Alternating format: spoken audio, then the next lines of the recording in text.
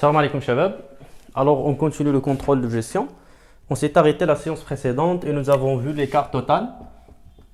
Et donc l'écart total, le coût réel moins le coût préétabli de la production normale. Je vous rappelle toujours qu'il y a trois budgets, c'est essentiel. C'est pourquoi le budget, on a traité de manière détaillée le budget. Et donc le budget standard.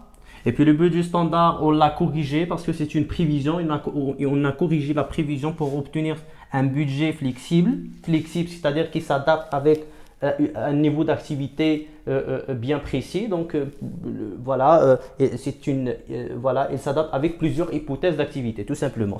Donc le budget flexible, c'est déjà un budget standard parce que les deux, ce sont des prévisions. Et donc le budget flexible, c'est un budget standard mais qui s'adapte avec une production réelle. Il s'adapte avec la réalité. Et puis, il y a un budget qui est réel. Ah, donc, le coût réel, c'est quoi le coût réel? Le coût réel, c'est la quantité réelle, c'est-à-dire les ressources nécessaires ou bien la consommation de ressources nécessaires pour une production réelle. Parce que là, il y a une production réelle, et il y a une production normale. Et donc, le budget réel, c'est-à-dire quantité réelle fois un coût unitaire réel. Donc, le tout est réel, c'est le budget réel. Et puis, le coût préétabli. Les deux, ce sont des coûts préétablis. Mais c'est un coût préétabli lié à une production normale. Et le budget flexible, c'est un coût préétabli lié à une production réelle. Lorsque je dis coût préétabli, toujours, voilà, pensez directement à une... Lorsque je dis coût préétabli, c'est une production réelle. Coût standard, c'est un budget standard. Donc, le coût préétabli, automatiquement, ça signifie qu'on est dans un budget flexible. Le coût préétabli de la production normale, et donc, c'est-à-dire que la quantité préétablie, c'est-à-dire la quantité prévisionnelle nécessaire pour avoir une production toujours standard, c'est-à-dire production normale. On cherche une production normale. Voilà la quantité fois tout simplement le coût standard. Ça, c'est le coût standard. Donc, c'est le budget réel moins le budget flexible. Moins le budget standard, je m'excuse. C'est le budget réel, tout est réel, moins le budget standard. Donc, c'est la différence entre les deux budgets. Alors, c'est le budget réel moins le budget standard qui attaque l'écart total. Alors, on a donc le premier pas et puis le deuxième pas. يلا باش وصلنا للبودجي فليكسيبل يعني باش دوز من البودجي ريال البودجي ستاندار راك دزتي على البودجي فليكسيبل. Le premier pas qui est le budget standard, le budget flexible. Parce que tu fais علاش l'écart total, on va décomposer cet écart. غادي décomposer وعلاش. Si on suppose par exemple que le coût réel هو 7, le coût préétabli prévisionnel c'est 5 et donc la différence c'est 2 ou bien plus 2. L'écart comment il est?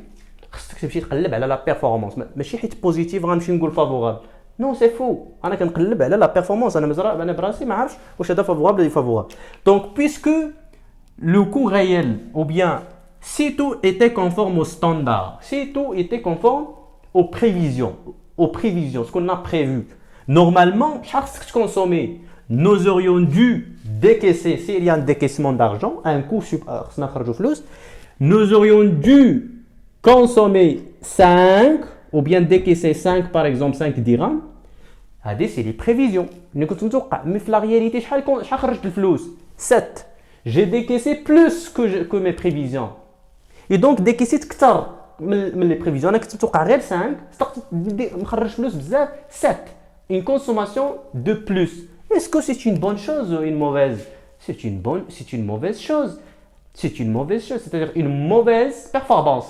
Nous avons un objectif de 5, mais nous avons l'objectif de 7. C'est un coup de plus de 2. On a dépassé l'objectif de 2. C'est un dépassement de l'objectif et donc ce n'est pas bien, c'est une déséconomie de coûts. C'est une mauvaise performance.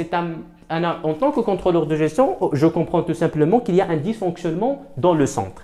Et puis, la différence, si je fais l'inverse, 5 moins 7, moins 2. C'est-à-dire, je prévois de consommer 7. S'il y a une consommation de ressources, j'ai prévu de consommer 7. Mais dans la réalité, j'ai consommé 5. J'ai consommé moins. J'ai économisé. 2. J'achète les deux. Supposons que c'est 2 dirhams, tu achètes les juges. C'est une bonne chose ou une mauvaise chose? C'est une bonne chose, c'est une amélioration de la performance. S'il y a une amélioration de la performance, et donc l'écart il est favorable. S'il y a une détérioration de la performance, c'est-à-dire un décaissement d'argent de plus, ما كايناش économie, ما كاين اقتصاد, ما كاين فلوس كتخرج, ما كنميتريزيوش par exemple la consommation. La direction générale قالت لك consommer à 5, انت مشيتي كونسوميتي كثار. Donc il y a un écart qui est défavorable. Un écart qui est défavorable. L'écart favorable ou défavorable, il doit être justifié. Donc le contrôle, en tant que contrôleur de gestion, l'écart il est défavorable. Ou l'écart il est favorable. Donc je cherche les causes de l'écart. Comme parmi les objectifs, c'est que le contrôleur de gestion il cherche les causes d'écart. Et pour rechercher les causes de l'écart, on doit décomposer l'écart. Mais je vais décomposer. Qui va dire une décomposition de l'écart? L'écart total, c'est un passage de budget réel, budget standard. Et il y a 2 petits passages. Le premier passage, c'est entre budget standard, budget flexible. Et le budget standard lié à production normale, budget flexible lié à une production réelle. Donc, c'est le problème Kain. Le problème, c'est un problème. Le problème, c'est un problème de production. On a adapté la production avec la réalité. Et donc le problème là, c'est le problème des prévisions. Le problème des prévisionnistes. الناس اللي داروا les prévisions غلطوا. مثلا كانوا متوقعين يديروا une production de 1000, جات كورونا خربقات لهم داكشي ولاو عاودوا لي بريفيزيون من جديد وقال لك لا راه ما يمكنناش نديروا 1000 باسكو لا كونسوماسيون ما كاينش لي كونسومي دونك نهبطوا مثلا لا برودكسيون ولا كاين لي كونسومي نطلعوا على لا برودكسيون. Donc, la variation de la production, c'est une erreur liée au prévisionniste. Et donc, le passage, la différence entre budget flexible et budget standard, on cherche tout simplement à comprendre est-ce qu'il y a une erreur de prévision. C'est-à-dire, dans quelle mesure les prévisions ont été bien faites par les prévisionnistes. Et donc, là, on cherche l'erreur de prévision tout simplement. Et donc, c'est un problème de production, c'est un problème de volume. Et c'est la raison pour laquelle la première décomposition qui est écart sur volume. Qui est l'écart sur volume. Le plan comptable, j'aime le premier écart. Mais l'écart sur volume, le problème, c'est un problème de quantité. Est-ce qu'il y a un problème au niveau du coût préétabli? Alors, le même coût préétabli, le coût préétabli, c'est parce qu'on est toujours des prévisions. Et on corrige la production qui est liée à toute l'entreprise. Parce que la production concerne toute l'entreprise. Et donc, on a corrigé juste la production et puis on adapte la consommation avec la production. La consommation, c'est-à-dire la quantité les 4 qu'on a parce que quantité fois correct un montant, quantité fois. Donc la quantité, mais le coût, la quantité parce que c'est très logique. C'est trop logique. Si la production augmente, la consommation augmentera aussi. Et si la production baisse, la consommation baissera aussi. Mais le coût, le coût préétabli. Démarre un coût qui est prévisionnel. Parce que toujours, on doit garder l'objectif pour comparer l'objectif avec les réalisations.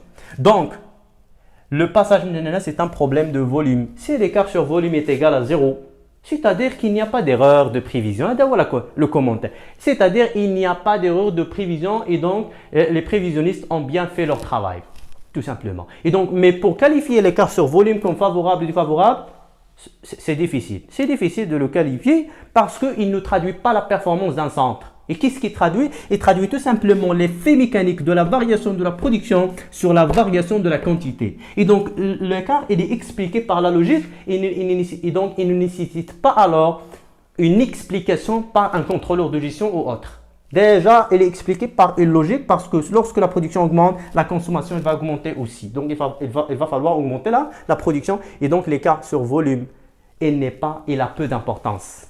On déduit que l'écart sur volume, il a peu d'importance. C'est la raison pour laquelle on ne va pas chercher de décomposer l'écart ou bien de chercher les causes de l'écart. Les causes de l'écart. Donc, c'est quoi l'écart sur volume? C'est le coût préétabli de la production réelle moins coût préétabli de la production normale. Alors, production réelle, production normale, c'est la différence. Donc, le volume de production ici, il n'est pas maîtrisé. On n'a pas maîtrisé. C'est un problème de production qui n'est pas contrôlé. On n'a pas contrôlé bien le volume de production parce qu'il y a une erreur de prévision. J'espère que l'idée me chasse bien. Il est bien transmise. Et puis le coût préétabli, c'est la même chose. Comme toujours, il y a le même coût préétabli. Le même coût préétabli. Donc si on élimine la différence de production, et c'est l'écart sur volume tout simplement. C'est l'écart sur volume. Alors, puis on passe tout simplement le deuxième passage. C'est le premier. Le deuxième. il y a deux pas, c'est-à-dire deux décompositions. Décomposer l'écart, la première fois de l'écart total, parce que décomposer les juges. Il y a un problème de production dans le passage, mais le budget flexible, budget standard, il y a un problème de production. Est-ce que il y a un problème de volume de production? Est-ce que le volume de production n'est pas contrôlé ou il n'est pas bien maîtrisé? Non. Le même volume de production, ta production réelle. Donc le volume de production, on dirait que le volume de production, il est bien contrôlé par l'entreprise, il est bien maîtrisé. Donc il n'y a pas de problème au niveau de production parce qu'on a déjà corrigé. On a déjà corrigé le volume de production et donc il n'y a pas de volume de production, il n'y a pas de problème au niveau de volume de production. Et donc le volume de production, il est identique. C'est les mêmes volumes. Et finalement, le problème, si je cherche à comprendre l'écart en calculant le problème, donc l'écart total, soit le problème c'est un problème de volume, il y a de l'écart défavorable, soit j'ai le problème de production, volume, soit le problème j'ai et donc c'est quoi le problème?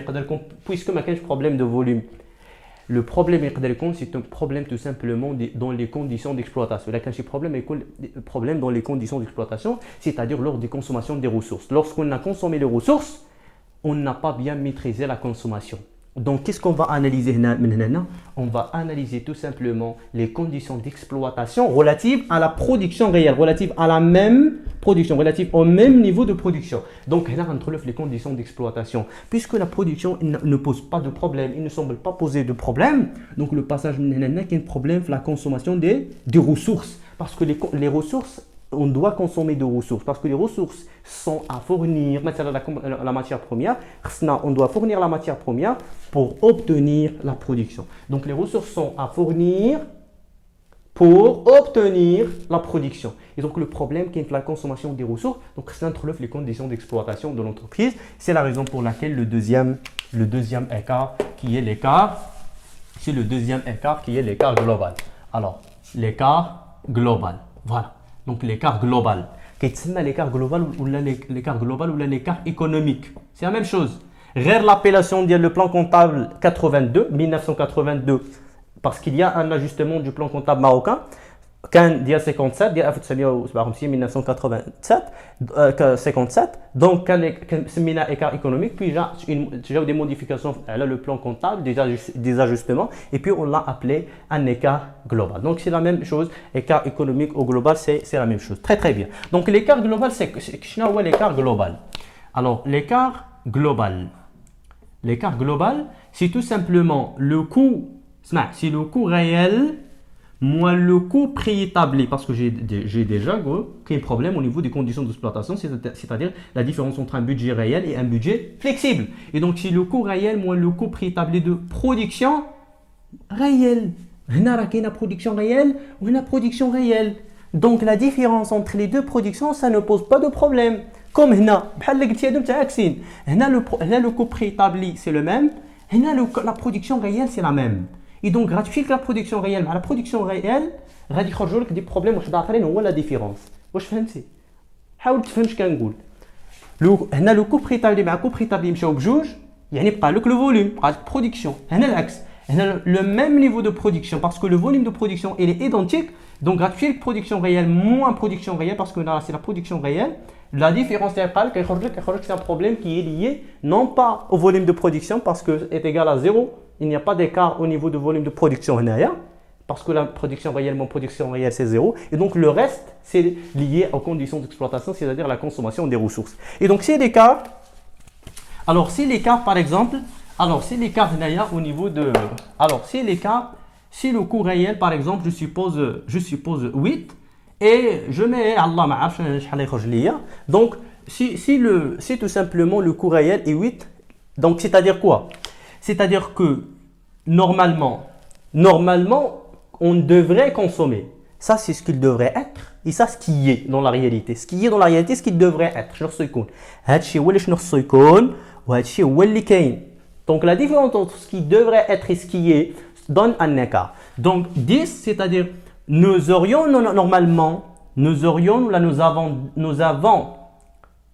avons prévu de consommer 10. Mais dans la réalité, on a constaté une consommation de 8. on a constaté une consommation de 8. C'est une bonne chose parce que dans la réalité, on a consommé 8.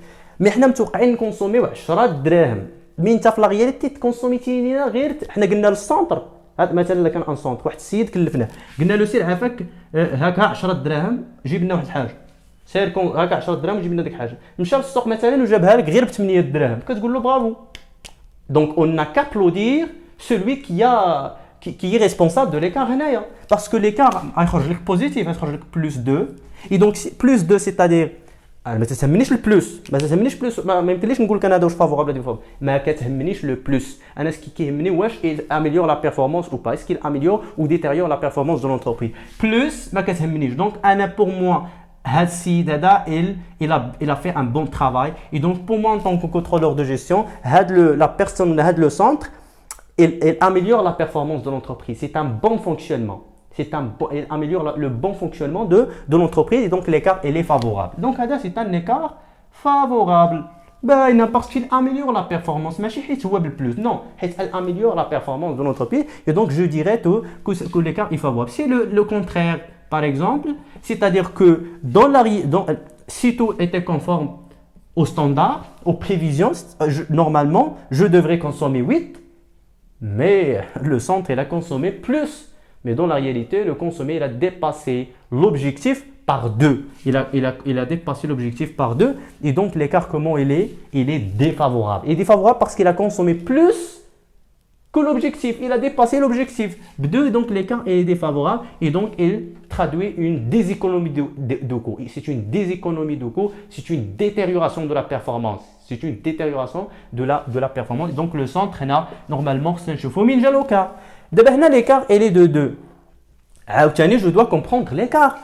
L'écart global, c'est quoi? L'écart global, il y a des détails de le coût réel. Le coût réel, c'est la quantité réelle fois le coût unitaire réel. C'est la quantité réelle fois le coût unitaire réel, moins le coût préétabli de la production réelle, c'est-à-dire le budget flexible. C'est la quantité préétablie fois le coût unitaire préétabli. Parce que préétabli est toujours lié à la production réelle, standard lié à la production normale. Alors, qu'est-ce que vous remarquez? C'est l'écart global. Mais je dois comprendre d'où vient l'écart. Je ne sais pas. Mais on a la quantité. Ou on dit un coût. La quantité, c'est-à-dire la consommation de la quantité pour produire. La consommation de la matière. Qui est responsable de la consommation de la matière? En tant que contrôleur de gestion, donc, qui est responsable de la consommation de la matière? Qui est responsable de la consommation de la matière? Donc, le responsable de la consommation de la matière, c'est le service technique. C'est le service technique ou le service production. Celui qui produit, donc le centre qui dit la production, qui consomme la matière, c'est-à-dire la transformation de la matière première en produit fini. Qui dit la transformation, donc qui consomme la matière. L'entreprise, c'est un service, le service production, le service technique. Le coût de la matière. Qui paye la matière? Je crois qui خلصنا la matière اللي جابها وعطاها le centre production باش هو يكونسوميها ويخرجها لك un produit fini. شكون qui paye la matière? qui paye la matière هو السيد اللي كيشري السلعه هو اللي كيخلص السلعه. Et donc هذاك اللي كيشري السلعه هو le service achat.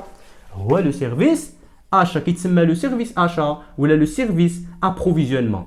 Donc le service achat ou le service approvisionnement. Et donc vous constatez qu'il y a deux services. Le même écart. Je dis les services le même écart. Il y a un mélange de responsabilités. Il y a un mélange de responsabilités. Donc l'écart, il y a deux qui est défavorable.